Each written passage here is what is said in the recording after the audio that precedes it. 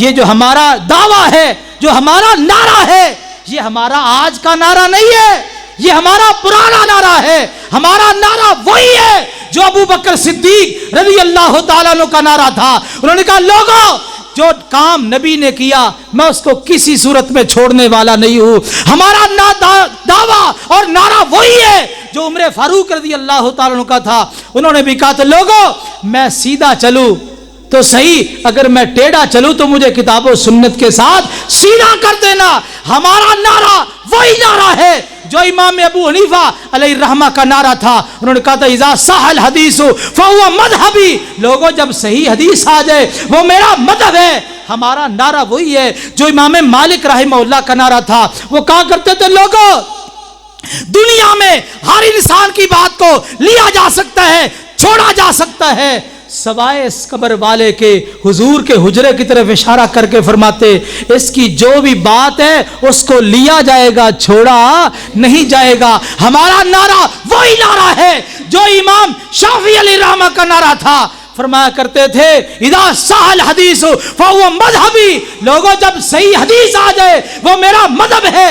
ہمارا دعویٰ، ہمارا نعرہ وہی نعرہ ہے جو امام احمد بن حنبل رحمہ اللہ کا نعرہ تھا۔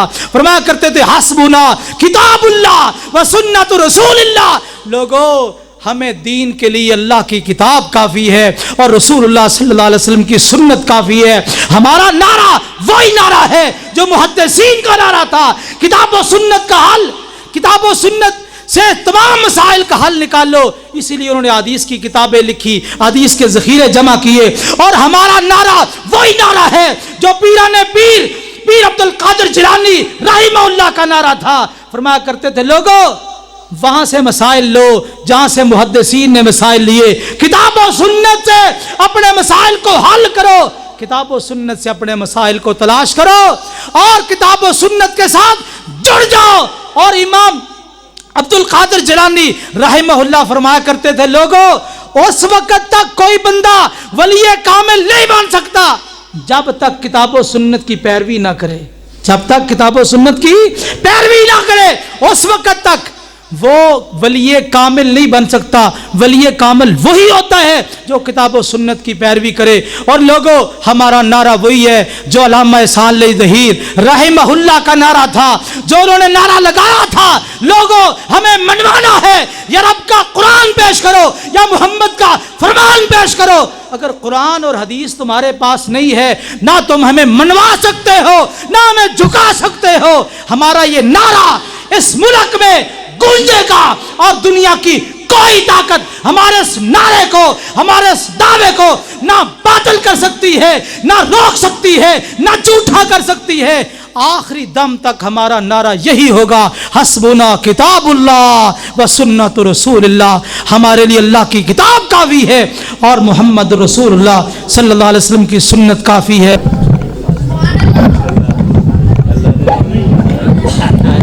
ماشاءاللہ آپ سے ہم کلام تھے قاری قرآن خطیب پاکستان حضرت مولانا قاری خالد مجاہد صاحب، جو آپ کو بڑے ہی میٹھے انداز میں گفتگو فرما رہے تھے۔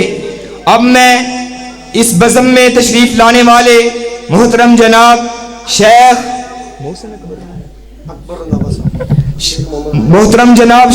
محمد اکرم رنداوا صاحب، اکبر رنداوا صاحب اور خطیب پاکستان قاری قرآن شیر ربانی جانشین یزدانی حضرت مولانا قاری عبدالرؤف ربانی صاحب، ان کو بھی دل سے اٹھا گہرائیوں سے خوش آمدید کہتا ہوں۔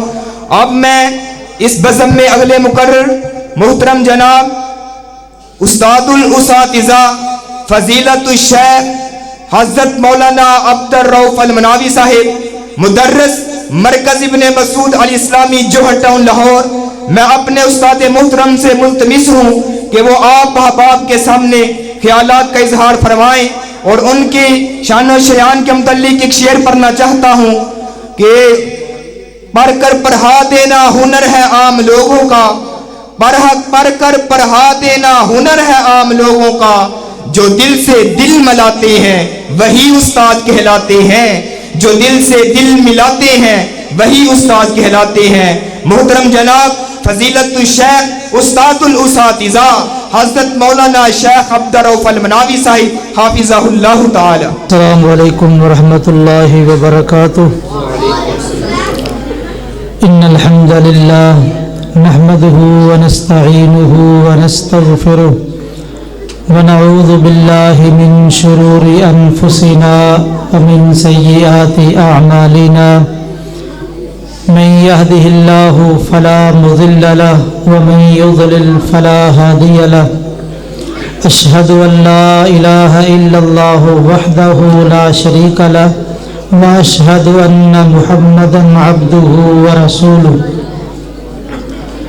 اللهم صل على محمد وعلى آل محمد كما صليت على إبراهيم وعلى آل إبراهيم إنك حميد مجيد اللهم بارك على محمد وعلى آل محمد كما باركت على إبراهيم وعلى آل إبراهيم إنك حميد مجيد أما بعد فأعوذ بالله السميع العليم من الشيطان الرجيم من همزه ونفخه ونفسه بسم الله الرحمن الرحيم إنما كان قول المؤمنين إذا دعوا إلى الله ورسوله ليحكم بينهم أن يقولوا سمعنا وأطعنا وأولئك هم المفلحون۔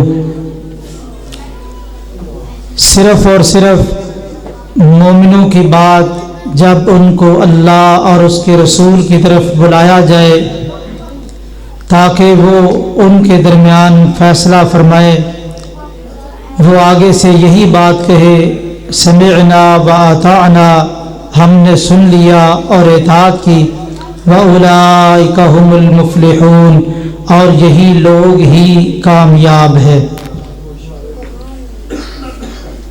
احباب گرامی،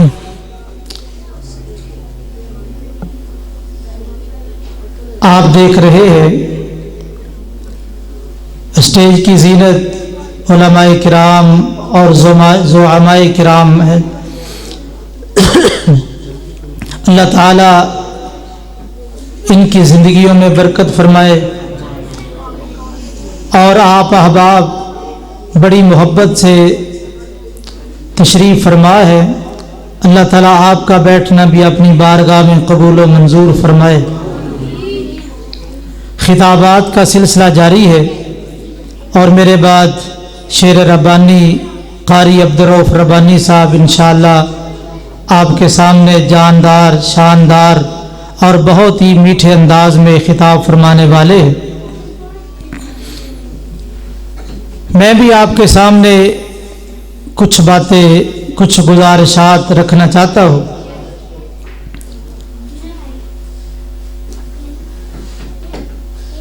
لیکن گزارش یہ ہے کہ آپ کی توجہ کامل رہے گی تو میں آپ کے سامنے کچھ باتیں رکھ سکوں گا۔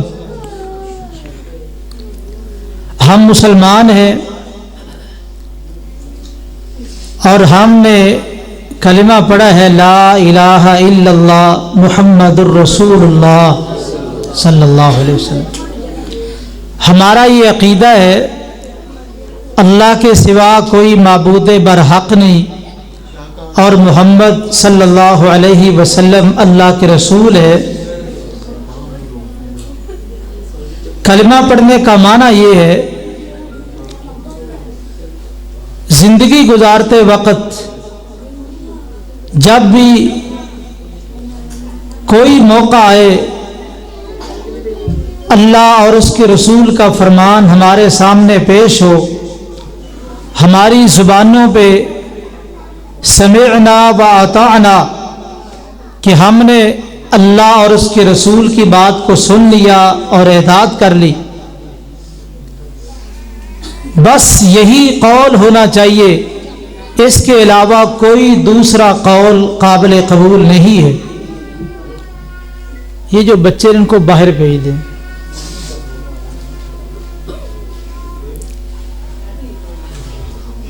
इन्नमा कान कौल मोमिनीन, सिर्फ और सिर्फ मोमिनों का कौल यही होना चाहिए जब उनको अल्लाह और उसके रसूल की तरफ बुलाया जाए कि वो कहें समिअना व आताना। बात अच्छी हो, बात कड़वी हो, बात सख्त हो, बात पसंद हो, बात पसंद ना हो, अल्लाह और उसके रसूल की जो भी बात आ जाए, हर मुसलमान की शान ये है कि वो समिअना व आताना, हर बात को सुने और मानने के लिए तैयार हो जाए, इनकार की कोई गुंजाइश ना हो। अगर इनकार होगा तो ईमान नहीं, अगर बात की तावील होगी तो ईमान नहीं। ईमान का ये तकाजा है कि अल्लाह और उसके रसूल की हर बात पे लब्बैक कहा जाए, अल्लाह और उसके रसूल की हर बात सुनी भी जाए और मानी भी जाए। और ये वादा हम कलिमा पढ़ते वक्त अल्लाह ताला से करते हैं। कुरान मजीद में अल्लाह ताला ने हमें ये वादा याद दिलाया है, फज़्कुरू निअमतल्लाहि अलैकुम व मीसाक़हुल्लज़ी वासक़कुम बिही इज़ क़ुल्तुम समिअना व अताना।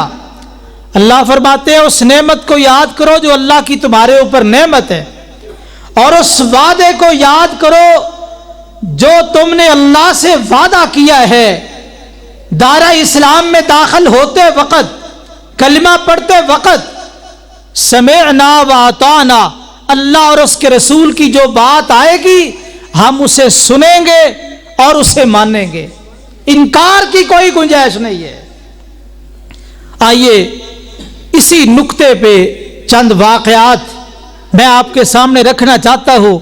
नबी करीम सल्लल्लाहु अलैहि वसल्लम की पाकीज़ा जमात, साफ सुथरी जमात, अजीम जमात, जिनको असहाबे रसूल के नाम से याद किया जाता है, और वो असहाबे रसूल अब्दुल्ला बिन मसूद रज़ी अल्लाह ताला अन्हु के कौल के मुताबिक जिस तरह अंबिया का इंतखाब हुआ है, इसी तरह अल्लाह ताला ने तमाम दुनिया के दिलों पे नजर डाली।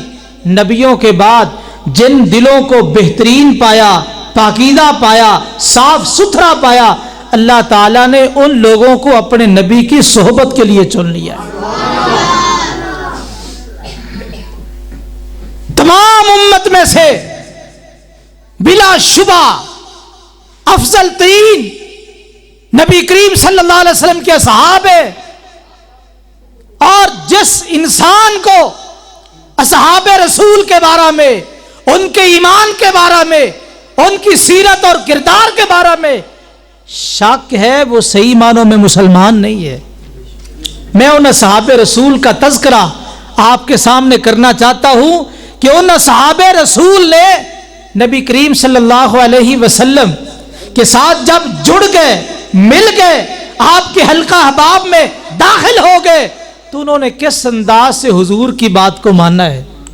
जामे तिरमिज़ी की एक हदीस, नबी करीम सल्लल्लाहु अलैहि वसल्लम खुतबा दे रहे हैं, दौराने खुतबा आपने इरशाद फरमाया इजलिसू, बैठ जाओ। कोई साथी हाल में खड़े होंगे, कहां बैठ जाओ। जब आपकी जुबान से यह जुमला निकला, यह कलिमा निकला, उस वक्त आपके बड़े ही प्यारे सहाबी जनाब अब्दुल्ला बिन मसूद रज़ी अल्लाह ताला अन्हु किस मुकाम पे है? मस्जिद में दाखिल हो रहे हैं, जहां पे जूते उतारे जाते हैं वहां पे मौजूद है। कानों में आवाज पड़ी इजलिसू, बैठ जाओ। जनाब अब्दुल्ला बिन मसूद रज़ी अल्लाह ताला अन्हु ने जब हुजूर की जुबान से निकलने वाला जुमला, कलिमा सुना, उसी मुकाम पे बैठ गए। एक कदम भी आगे उठाना गवारा नहीं किया। वहां पे बैठे हुजूर की नजर पड़ गई, फरमाया अब्दुल्ला तू आगे आ जा, तू क्यों बैठा है? मैंने तो हाल में जो लोग खड़े थे उनको कहा था इजलिसू, बैठ जाओ, तुझे नहीं कहा था। لیکن عبداللہ بن مسعود رضی اللہ تعالیٰ عنہ نے حضور کا یہ جملہ اور کلمہ کانوں میں پڑھتے ہی فوراً عمل کر کے دکھا دیا.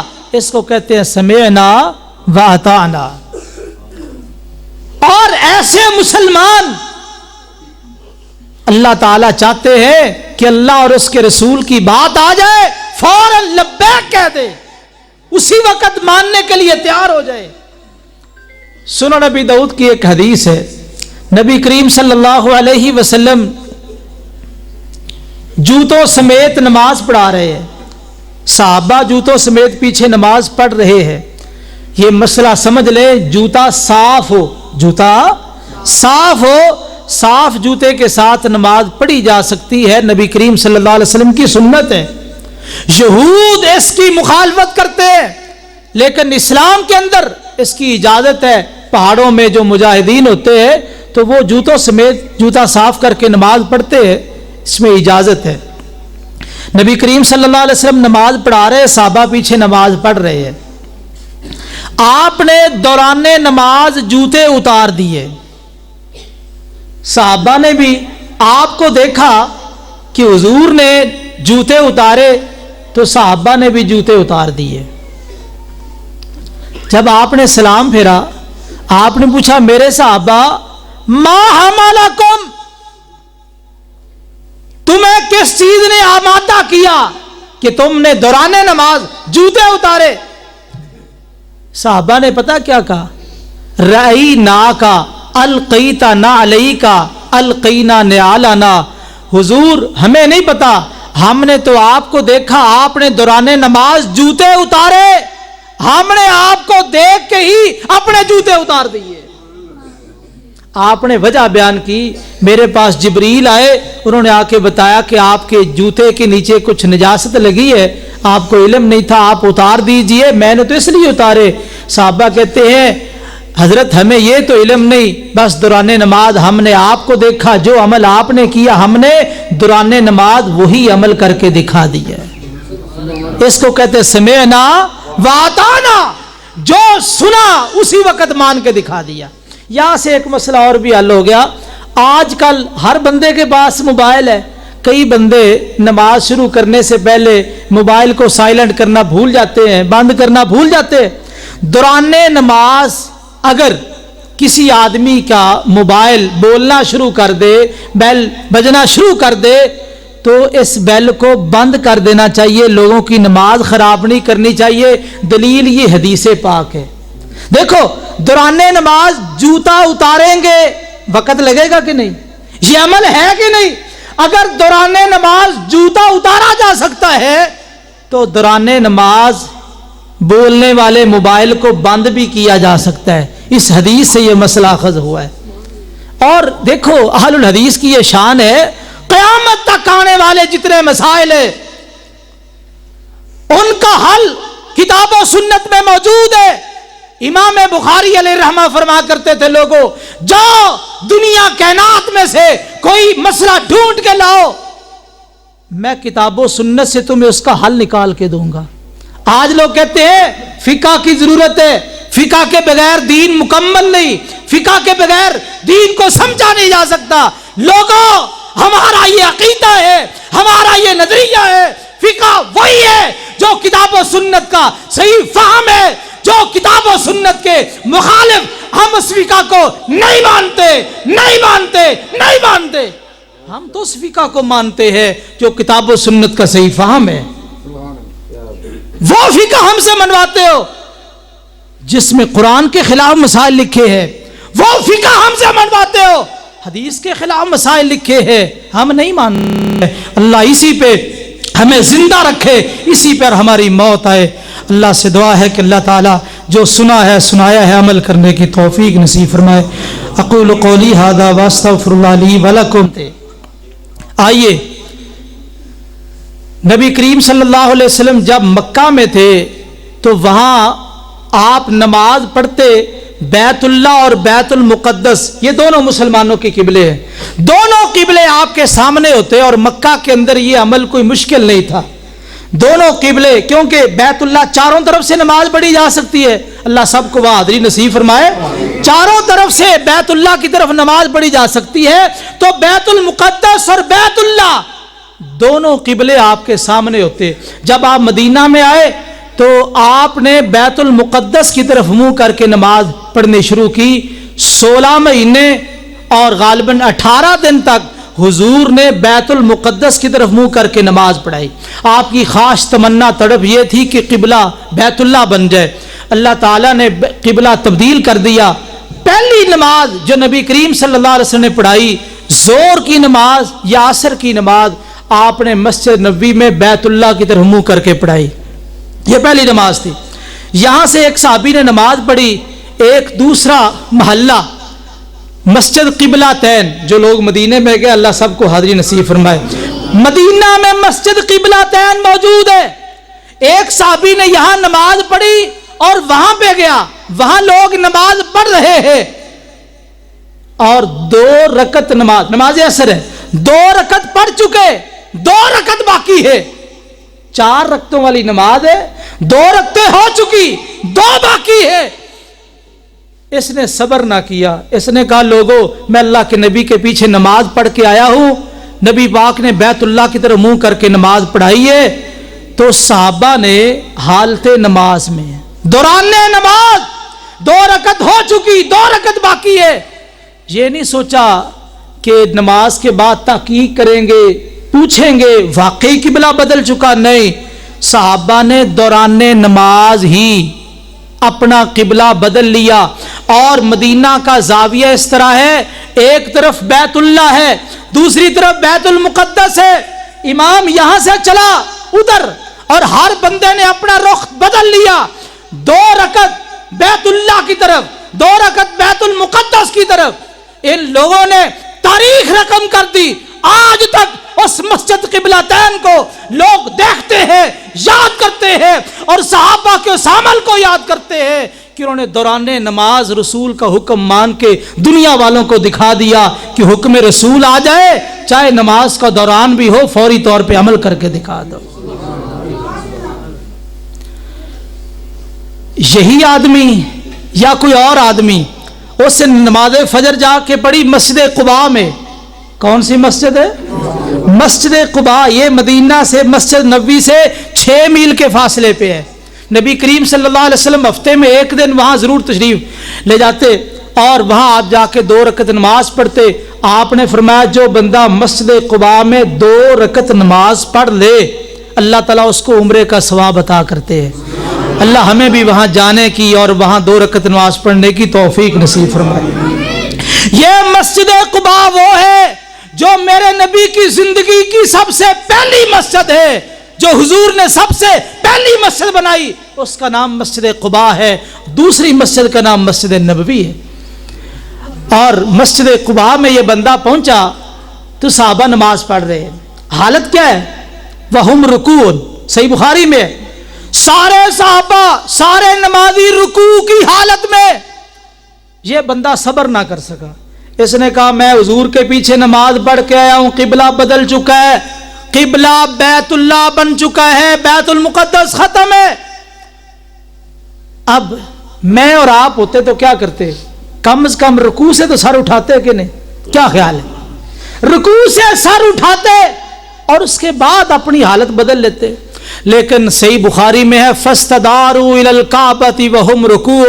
جاؤ دنیا سے ایسے لوگ ڈھونڈ کے لاؤ حالت رکوع میں ہے.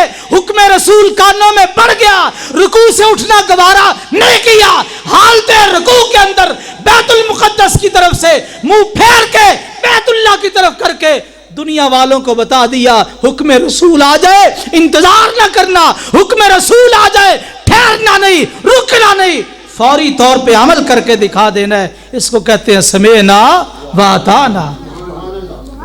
میں ایسے لوگ کہاں سے لاؤ؟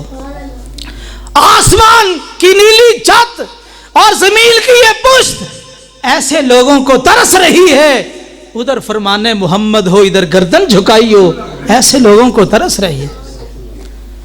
میرے بھائیوں، ہم جو دعوت دینا چاہتے ہیں ہماری دعوت یہ ہے کہ اللہ اور اس کے رسول کی بات آ جائے، بس سمعنا واطعنا، اس کے سوا کوئی چارہ کار نہیں ہے۔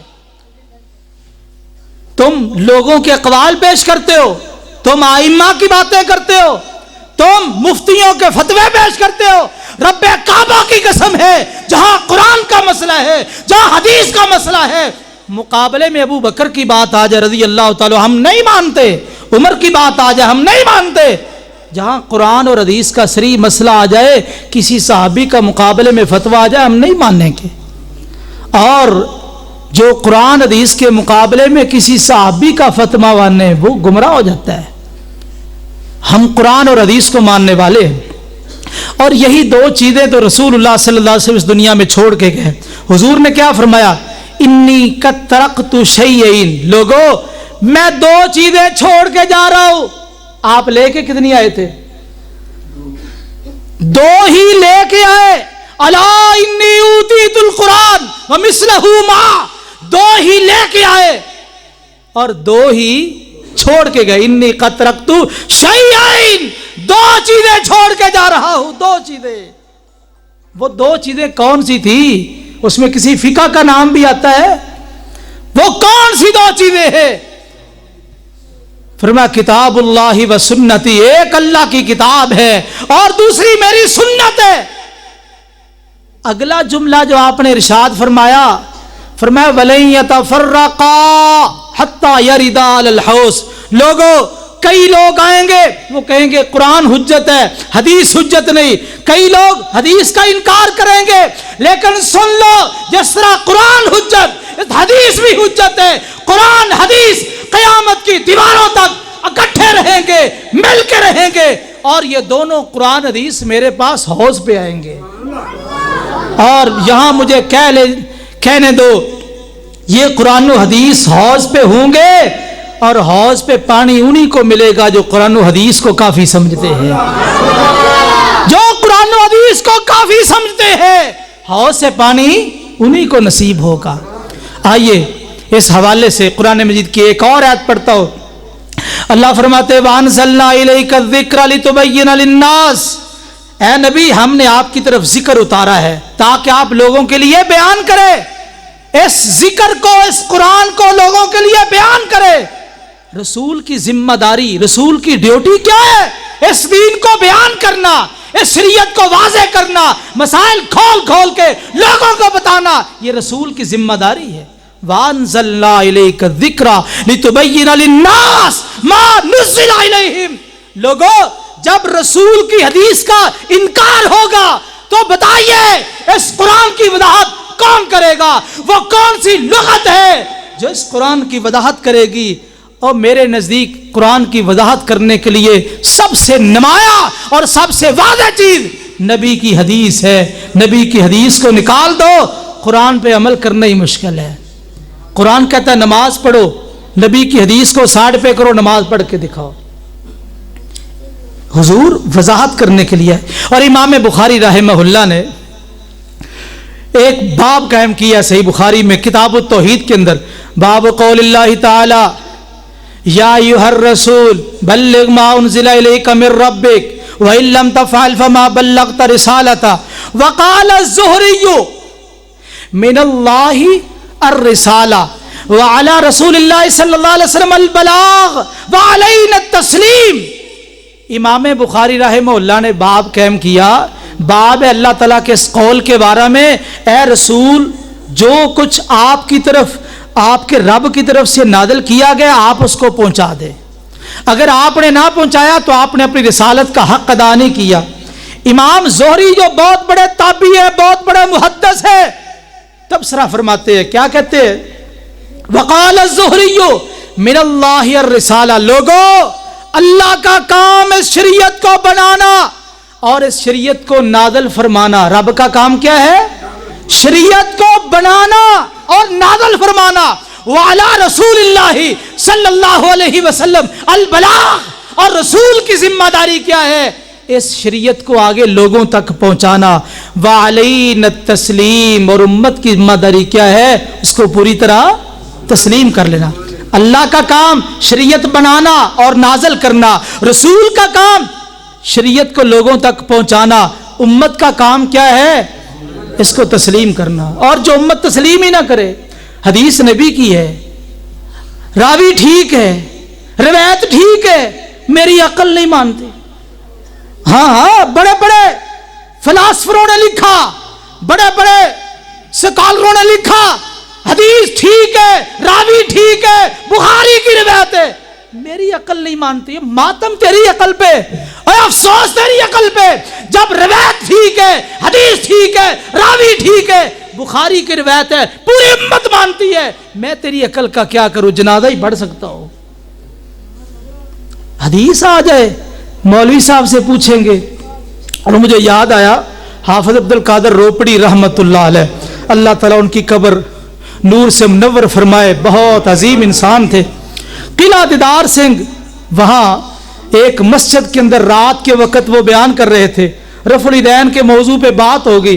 فرمانے لگے رفع الیدین نماز کے اندر رکوع جاتے وقت, رکوع سے اٹھتے وقت, اس کے بارے میں جو روایات, مرفوع روایات اور موقوف روایات تقریباً 400 کے قریب ہے. یہ بات انہوں نے کی, کوئی چودھری آدمی سن رہا تھا, بڑے اسپیکر چل رہے تھے, اس نے کہا 400 کے قریب رفع الیدین کی روایات. اس نے اسی وقت ہی قمیض پہنا, اپنے مسجد کے جو مولوی صاحب تھے ان کے پاس چلا گیا. مولوی صاحب یہ جو بیان ہو رہا ہے, انہوں نے کہا ہے کہ رفع الیدین کرنے کے بارے میں مرفوع روایات, موقوف روایات تقریباً 400 کے قریب ہیں, کیا خیال صحیح کہہ رہے ہیں؟ کہتے نہیں, جھوٹ بول رہے ہیں, 400 کے قریب نہیں, 10-15 روایتیں ہیں, بس زیادہ نہیں ہے. یہ گھر چلا گیا. اس نے آ کے صبح کی نماز پڑھی, صبح کی نماز پڑھ کے یہ بیٹھ گیا مولوی صاحب کے انتظار میں. جب مولوی صاحب نماز پڑھائی, دعا کروائی, فارغ ہو گئے, لوگ چلے گئے. مولوی صاحب اٹھے تو یہ حاضر ہوا, حضرت یہ بتائیے عمل کرنے کے لیے کتنی حدیثوں کی ضرورت ہے, عمل کرنے کے لیے کتنی حدیثوں کی ضرورت ہے؟ انہوں نے کہا باجی تھوڑے دماغ جڑی چیز بڑھ گئی نکلنی نہیں, عمل کرنے کے لیے نبی کی ایک حدیث کافی ہے. یارو حدیث آ جائے نبی کی اور بندہ احترام نہ کرے, حدیث آ جائے نبی کی بندہ اس کو مانے نا.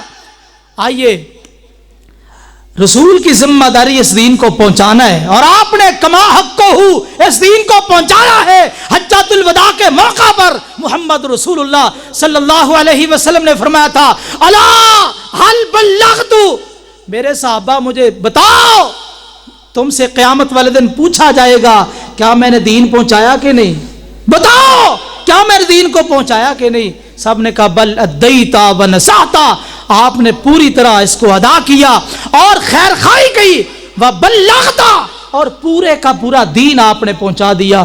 آپ نے آسمان کی طرف اشارہ کیا, اللہم اشہد اللہم اشہد اللہم اشہد, اے اللہ تو بھی گواہ ہو جا, یہ سارے لوگ گواہی دے رہے ہیں, میں نے پورے کا پورا دین جو تو نے نازل فرمایا تھا میں نے سارا بیان کر دیا ہے. یہ دین قیامت تک کے لیے ہے, آپ کے بعد کوئی نبی نہیں ہے. قیامت تک آنے والے جتنے مسائل ہیں ان کا حل ہم نے کہاں سے ڈھونڈنا ہے؟ کتاب و سنت سے, قرآن و حدیث سے اس کا حل تلاش کرنا ہے. آئیے ایک دو مثالیں آپ کو بتاتا ہوں, شاید آپ کو میرا سمجھ تو آئے گی انشاءاللہ. آپ بڑے باشعور لگ رہے, آپ میں سے کچھ لوگ حج پہ گئے ہوں گے, اللہ تعالیٰ سب کو حج کی توفیق نصیب فرمائے. جہاں پہ جمرات پہ شیطانوں کو کنکریاں مارتے, یہ پہلے وہاں فلور نہیں بنے ہوئے تھے, پہلے وہاں فلور نہیں تھے. ہر دفعہ کنکریاں مارتے وقت 10 تاریخ کو کئی مسلمان بیچارے شہید ہو جاتے, نیچے آ جاتے, شہید ہو جاتے. یہ مسئلہ پیش ہوا سعودی علماء کے سامنے. سعودی حکومت نے علماء کو کہا کہ اگر فلور بنا دیے جائے تو کیا خیال ہے. اب سعودی علماء نے سر جوڑا, غور و خوض کیا کہ اس مسئلے کا کیا حل نکالا جائے. انہوں نے کہا دیکھو بھئی, نبی کریم صلی اللہ علیہ وسلم سے لے کے بلکہ اس سے پہلے یہ حج کا سلسلہ جاری و ساری ہے, آج تک فلور نہیں بنے. اگر کوئی فوت ہو جاتا تو شہادت کی موت ہے, فلور بنانے جائز نہیں ہے, فلور بنانے جائز نہیں ہے. یہ سعودی علماء کی کمیٹی نے فتویٰ دیا. یہ فتویٰ پیش ہوا شیخ ابن باز رحمہ اللہ جو مفتی اعظم سعودی عرب تھے, ان کے سامنے یہ فتویٰ پیش ہوا کہ فلور بنانے جائز نہیں ہے. کیوں؟ آج تک یہ سلسلہ چلتا آ رہا ہے. کیا ضرورت ہے؟ کوئی فوت ہو جاتا تو شہید ہو جائے گا، سعادت کی موت ہے. شیخ ابن باز رحمہ اللہ فرماتے ہیں کہ فلور بنانے جائز ہے، فلور بنانے جائز ہے. دلیل دیکھو، ہمارا قصور یہی ہے، کوئی انسان بات کرے ہم دلیل مانگتے ہیں. لوگوں ہم دلیل مانگتے ہیں. کہاں سے بات کی ہے؟ کیوں بات کی ہے؟ دلیل کیا ہے؟ قرآن کی آیت پڑھو، حدیث پڑھو. ہم دلیل مانگتے ہیں، اندھا دھند بات کو قبول نہیں کرتے. دلیل کیا حضرت؟ مفتی اعظم سعودی عرب ہے، کہا فلور بنانے جائز ہے، کہا دلیل پیش کرو. کہا میرے پاس ایک حدیث دلیل ہے. جامع ترمذی کی حدیث ہے، نبی کریم صلی اللہ علیہ وسلم نے اونٹنی پہ سوار ہو کے کنکریاں ماری ہے. اونٹنی پہ سوار ہو کے، ایک بندہ نیچے کھڑا ہو کے کنکریاں مارے، دوسرا اونٹنی پہ سوار ہو کے مارے. فرق ہے کہ نہیں؟ فرق ہے. مقصد جمرات کو کنکر مارنا ہے تو نیچے بندہ ہو اوپر ہو کوئی فرق نہیں ہے. کہتے یہ حدیث میرے پاس دلیل ہے، بندے کا نیچے اوپر ہونے کا مسئلہ نہیں ہے. کوئی نیچے سے کنکر مارے تب بھی جائز، سواری پہ سوار ہو کے مارے تب بھی جائز. جب مفتی اعظم شیخ ابن باز رحمہ اللہ نے یہ حدیث پیش کی، دلیل پیش کی، اس دلیل کی بنیاد پہ وہاں فلور بنائے گئے. آج لوگ حاجی کنکر مارتے ہیں تو کتنی آسانی ہے، کوئی پریشانی نہیں ہے. تو دیکھو یہ حل کس نے پیش کیا ہے؟ حدیث نے پیش کیا. اور لوگوں ہم یہی کہتے ہیں کتاب و سنت قیامت تک کے لیے ہے. جتنے مسائل قیامت تک کے لیے پیش آئیں گے کتاب و سنت میں ان کا حل موجود ہے. تم کہاں پھرتے ہو؟ مجھے یاد آیا حافظ ابن کثیر رحمہ اللہ نے ایک واقعہ لکھا البدایہ والنہایہ میں. امام مالک رحمہ اللہ، آپ نے ان کا نام سنا ہوگا، امام اہل المدینہ، امام اہل سنہ، بہت عظیم امام گزرے ہیں. مدینہ کے اندر ان کی قربانیاں، حدیث کا علم سیکھا، پھر ساری زندگی مدینہ کے اندر ہی علم کو سکھایا. موطا امام مالک کے نام سے ان کی حدیث کی کتاب موجود ہے، اور جتنی اس میں مرفوع روایات ہیں ساری کی ساری بخاری مسلم میں آگے صحیح روایات کا مجموعہ جمع کیا ہے. یہ امام مالک رحمہ اللہ، بڑا نام ہے امام مالک رحمہ اللہ کا. ان کے ایک شاگرد ہے محمد بن ادریس الشافعی رحمہ اللہ. یہ بھی بہت بڑے محدث ہے، بہت بڑا امام ہے. کتنے ایسے علوم ہیں جن کی بنیاد امام شافعی رحمہ اللہ نے رکھی ہے. یہ ایک استاد ہے، دوسرا شاگرد ہے. ایک مسئلہ پیش آ گیا. مسئلہ کیا ہے؟ امام مالک رحمہ اللہ کے پاس ایک بندہ آیا، بات بڑی توجہ سے سننے والی. شیخ صاحب، اس نے مسئلہ یہ پوچھا کہ میرے پاس ایک طوطی تھی. کیا تھی؟ طوطی. وہ طوطی مسلسل بولتی رہتی تھی، چپ نہیں کرتی تھی. میں اس سے تنگ آ گیا، اکتا گیا، چپ ہی نہیں کرتی. میں نے اس طوطی کو پکڑا، بازار چلا گیا. ایک بندہ آج طوطی بیچنی ہے جی، بیچنی ہے، کتنے پیسے؟ اتنے پیسے. اس نے کہا اس طوطی کی کوئی خوبی بیان کرے. میں نے کہا خوبی کیا؟ یہ چپ نہیں کرتی، ہر وقت ہی بولتی رہتی ہے، ہر وقت بولتی ہے، چپ نہیں کرتی. کہا پکی بات کر لو، اگر چپ کر جائے تو پھر. کہا نہیں، یہ مسلسل بولتی رہتی ہے، چپ نہیں کرتی. اگر یہ طوطی چپ کر جائے تو میری بیوی کو طلاق. طلاق دینے والے لوگ بھی بڑے عجیب ہیں، معاملہ طوطی کا اور طلاق بیوی کو. اللہ تعالیٰ ہدایت دے، طلاق سوچ سمجھ کے دینی چاہیے. یہ ایسے نہیں ہے کہ بہانہ بنا بنا کے طلاقیں دیتے رہو. کہا اگر طوطی چپ کر جائے تو میری بیوی کو طلاق. خیر وہ بندہ طوطی لے کے چلا گیا، اس نے پیسے دے دیے. چند دن گزرے، وہ بندہ مجھے ملا. اس نے کہا بھائی جان، آپ نے کہا تھا طوطی مسلسل بولتی رہتی ہے، چپ نہیں کرتی. وہ تو کبھی کبھی چپ بھی کر جاتی ہے، لہذا تو پیسے واپس کر، اپنی طوطی اپنے پاس رکھ لے. اس نے طوطی واپس کر دی، پیسے لے گیا. اب مسئلہ یہ ہے کہ میری بیوی کو طلاق ہوئی یا نہیں. کہ جی مسئلہ پیش آیا کہ نہیں؟ तोती तो वापस आ गई, अब मेरी बीवी को तलाक हुई या नहीं, इस मसले की वदात फरमाओ। इमाम मालिक रहमहुल्लाह उन्होंने जब ये मसला सुना तो कहा तूने ये बात कही थी कि अगर तोती चुप कर जाए तो मेरी बीवी को तलाक, तो वो बंदा कहता है तोती चुप कर जाती है लिहाजा तेरी बीवी को तलाक हो गई। ये बंदा फतवा लेके बाहर निकला, बाहर शागिर्द मोहम्मद बिन इदरीस शाफी रहमहुल्लाह उनसे मुलाकात हुई। कहा क्या बात है, क्या ये वाकया पेश आया है? तो मैं उस्ताद जी के पास गया था, इमाम मालिक रहमहुल्लाह के पास, तो उन्होंने कहा तेरी बीवी को तलाक हो गई। इमाम शाफी रहमहुल्लाह ने जब वो सारा वाकया सुना उस बंदे से तो कहा तेरी बीवी को तलाक नहीं हुई। उस्ताद कह रहा है, उस्तादुल हदीस वक़्त का इमाम, वो कहता है तेरी बीवी को तलाक हो गई। तूने कहा था तोती चुप कर जाए तो तलाक, वो चुप कर जाती है, शागिर्द कहता है तलाक नहीं हुई। लोगों हमारा यही नजरिया है, हम कहते हैं बड़ा छोटा सारे अपनी जगह पे, बड़ा वो है जिसके पास दलील बड़ी है, बड़ा वो है अगर शागिर्द के पास दलील मजबूत है वो बड़ा है, उस्ताद के पास दलील कमजोर है वो छोटा है, बड़ा वो है जिसके पास है दलील बड़ी है। तो इमाम शाफी रहमहुल्लाह फरमाते हैं कि तेरी बीवी को तलाक नहीं हुई। कहा चल उस्ताद जी के पास, कहा चल।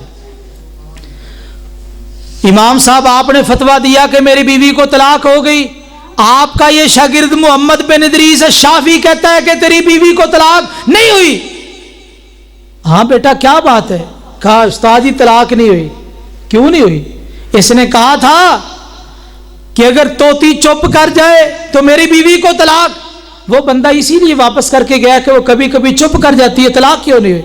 कहा मेरे पास एक हदीस दलील है। क्या दलील है? मेरे पास एक हदीस है, हदीस की बुनियाद पे मैं ये कहता हूं तलाक नहीं हुई।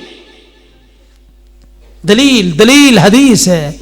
और मेरे भाइयों हमारा यही कसूर है, लोग हमें गालियां दे, बुरा भला कहे, लोग हमें जो मर्जी कह ले, लेकिन हमारी मजबूरी है हम कुरान हदीस का मसला, शरीयत का मसला जब भी आएगा हम दलील मांगेंगे। दलील लाओ, लाओ दलील, हातू बुरहानकुम इन कुंतुम सादिकीन, लाओ अगर तुम सच्चे हो तो दलील पेश करो। और यही दलील का मुतालबा तो इमाम मालिक रहमहुल्लाह ने किया था, दलील लाओ। इमाम शाफी रहमहुल्लाह फरमाते हैं मेरे पास दलील एक हदीस है। हदीस कौन सी है? पहले वो हदीस सुन ले। फातिमा बिनते कैस रज़ी अल्लाह ताला अन्हा, उनकी हदीस, इनको तलाक हो गई। जब तलाक हुई तो नबी करीम सल्लल्लाहु अलैहि वसल्लम ने फरमाया तो ऐसे कर, अब्दुल्ला बिन उम्मे मकतूम जो तेरा रिश्तेदार है उसके घर में इद्दत गुजार, जब इद्दत पूरी हो जाए तो तू मेरे पास आना, मुझे इत्तला जरूर देना। खैर फातिमा बिनते कैस की जब इद्दत पूरी हो गई, ये नबी करीम सल्लल्लाहु अलैहि वसल्लम के पास आई और आके इत्तला दी कि मेरी इद्दत पूरी हो गई है। फरमाया किसी ने निकाह का पैगाम भेजा है? कहा दो बंदों ने भेजा है, मुआविया बिन अबी सुफियान रज़ी अल्लाह ताला अन्हुमा और अबू जहम रज़ी अल्लाह ताला अन्हु, दो बंदों ने निकाह का पैगाम भेजा है। आपने फरमाया जो मुआविया है सोलूकुन, वो तो कंगाल है, फकीर है, ला माल लहू, उसके पास तो माल नहीं है। इससे पता चला रिश्ता करने के लिए जिस दामाद का आप इंतखाब कर रहे हैं उसके पास कुछ माल होना चाहिए, वो घर चला सके, घर के मामलात को दुरुस्त रख सके। सिर्फ नेकी तकवा काफी नहीं है, उसके पास माल भी होना चाहिए। तो देखिए अल्लाह की कुदरत, नसीब अपना अपना। आज हुजूर फरमाते हैं कि मुआविया सोलूक है, कंगाल है, फकीर है, कल्लाश है, ला माल लहू, उसके पास माल नहीं है। ये वही मुआविया है जिसने 20 साल तक गवर्नर रहे और 19.5 साल तक मुसलमानों के खलीफा रहे, 66,05,000 मुरब्बा मील के अकेले हुक्मरान جناب معاویہ رضی اللہ تعالیٰ عنہ، یہ رب کا اصول ہے، تلک الایام نداولها بین الناس، اللہ فرماتے ہیں ہم لوگوں پہ دن پھیر پھیر کے لاتے ہیں، کبھی یہ ہے مال نہیں ہے، رشتے کے لیے تیار کوئی نہیں ہے، اور کبھی 66 لاکھ 5000 مربع میل کے اکیلے حکمران معاویہ رضی اللہ تعالیٰ عنہ۔ ابو جہم، آپ نے فرمایا جو ابو جہم ہے وہ تو عورتوں کو بڑا مارتا ہے، وہ ڈنڈا اپنے کندھے سے نیچے رکھتا ہی نہیں، کیا فرمایا؟ وہ ڈنڈا اپنے کندھے سے نیچے رکھتا ہی نہیں، عورتوں کو بہت زیادہ مارتا ہے، تو ایسے کر اسامہ بن زید کے ساتھ نکاح کر لے۔ اسامہ کا رنگ کالا تھا، فاطمہ کا رنگ چٹا تھا، چٹے کالے کا رولا پرانا ہے۔ آپ نے ایک دفعہ کہا تو فاطمہ خاموش ہوئی، آپ نے دوبارہ پھر کہا تو آپ کا مشورہ مان کے فاطمہ نے اسامہ سے نکاح کر لیا۔ نبی کریم صلی اللہ علیہ وسلم کے مشورے میں اتنی خیر، اتنی برکت۔ فاطمہ کہتی ہے کہ مدینے کے اندر عورتیں رشک کرتی تھی، لوگ رشک کرتے تھے، جوڑا دیکھنا ہے تو فاطمہ اور اسامہ کا دیکھ لو، جوڑا تو ہوا نا۔ ہم کہتے لوگوں جو حضور کا مشورہ مان لے، مشورے میں اتنی خیر ہے، جو حضور کی سنت پہ عمل کرے تو کتنی خیر نصیب ہوگی۔ اللہ، اسی لیے ہم نبی پاک کی سنتوں کو عام کرنا چاہتے، لوگوں اپنا ایک ایک عمل سنت کے مطابق بناؤ۔ خیر، یہ واقعہ کہا یہ حدیث میرے پاس دلیل ہے۔ حضرت اس سے دلیل کیا نکلی؟ کہا دیکھو نبی پاک صلی اللہ علیہ وسلم نے فرمایا کہ ابو جہم ڈنڈا اپنے کندھے سے نیچے نہیں رکھتا، ڈنڈا اپنے کندھے سے نیچے نہیں رکھتا۔ مجھے یہ بتاؤ وضو کرتے وقت ڈنڈا رکھتا تھا کہ نہیں نیچے؟ نماز پڑھتے وقت رکھتا تھا کہ نہیں؟ جب باہر جاتا تھا تو ڈنڈا کندھے پہ ہوتا تھا؟ نہیں، گھر رکھتا تھا۔ نبی پاک صلی اللہ علیہ وسلم نے جو فرمایا کہ وہ کندھے سے نیچے ڈنڈا نہیں رکھتا، آپ کی مراد کثرت تھی، زیادہ تر یہی ہوتا ہے کہ وہ عورتوں کو مارتا ہے، اس کے کندھے پہ ڈنڈا ہوتا ہے، مراد کثرت تھی، یہ مراد نہیں کہ 24 گھنٹے اس کے کندھے پہ ڈنڈا رہتا تھا، یہ مراد نہیں ہے، مراد کثرت ہے، زیادہ تر اس کے کندھے پہ ڈنڈا رہتا ہے۔ جس طرح وہاں کثرت مراد تھی، اس طرح توتی کے بولنے سے بھی کثرت مراد تھی، یہ مطلب نہیں کہ 24 گھنٹے بولتی اس نے سونا نہیں ہے، اس نے آرام نہیں کرنا۔ جہاں جیسے وہاں کثرت مراد نہیں ہے حضور نے، اس طرح یہاں بھی کثرت مراد ہے، لہذا اس کی بیوی کو طلاق نہیں ہوئی۔ میرے بھائیوں، اس طرح مسائل حل ہوتے ہیں، جو مسائل پیش آ جائیں کتاب و سنت پہ ان کو پیش کیا جاتا ہے، ان کا حل نکالا جاتا ہے، اور علماء حق، علماء امت، ان کی ذمہ داری ہے جو مسئلہ پیش آ جائے کتاب و سنت میں جستجو کرے، غور و خوض کرے، وَلَعَلَّهُمْ يَتَفَكَّرُونَ، تفکر کریں اور اس مسئلے کا حل تلاش کرے۔ یہ ممکن نہیں قیامت تک کوئی مسئلہ پیش آئے اور اس کا حل کتاب و سنت میں نہ ہو، ہمارا فہم، ہماری عقل، ہماری بصیرت وہاں تک نہ پہنچے، ہماری کوتاہی ہے، ہماری کمزوری ہے، ہمارے علم کی کمی ہے، کتاب و سنت میں کوئی کمی نہیں ہے۔ تو میرے بھائیوں، آج کی گفتگو کا خلاصہ یہ ہے کہ ہم مسلمان ہیں، اسلام کا تقاضا یہ ہے اللہ اور اس کے رسول کی ہر بات پہ سمعنا و اطعنا، ہم اس کو سنتے جائیں، مانتے جائیں، انکار کی کوئی گنجائش نہیں ہے۔ اور زندگی گزارتے وقت کوئی مسائل سامنے آ جائے، کوئی مسائل سامنے آ جائے، چھوٹا مسئلہ ہو، بڑا مسئلہ ہو، اس کا حل کہاں سے تلاش کرنا ہے؟ قرآن و حدیث سے تلاش کرنا ہے۔ اور امام بخاری رحمہ اللہ، میں نے ان کا قول آپ کو سنایا، فرمایا کرتے تھے لوگوں جاؤ دنیا سے کوئی ایسا مسئلہ لے کے آؤ، تم پیش کرو، میں کتاب و سنت سے اس کا حل نکال کے دوں گا۔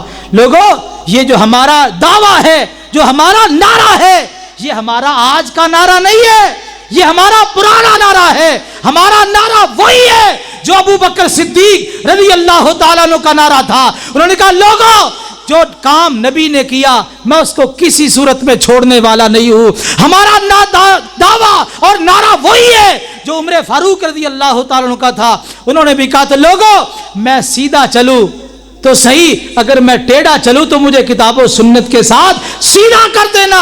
ہمارا نعرہ وہی نعرہ ہے جو امام ابو حنیفہ علیہ الرحمہ کا نعرہ تھا۔ انہوں نے کہا تھا اذا صح الحدیث فهو مذہبی، لوگوں جب صحیح حدیث آ جائے وہ میرا مذہب ہے۔ ہمارا نعرہ وہی ہے جو امام مالک رحمہ اللہ کا نعرہ تھا۔ وہ کہا کرتے تھے لوگوں دنیا میں ہر انسان کی بات کو لیا جا سکتا ہے، چھوڑا جا سکتا ہے، سوائے اس قبر والے کے۔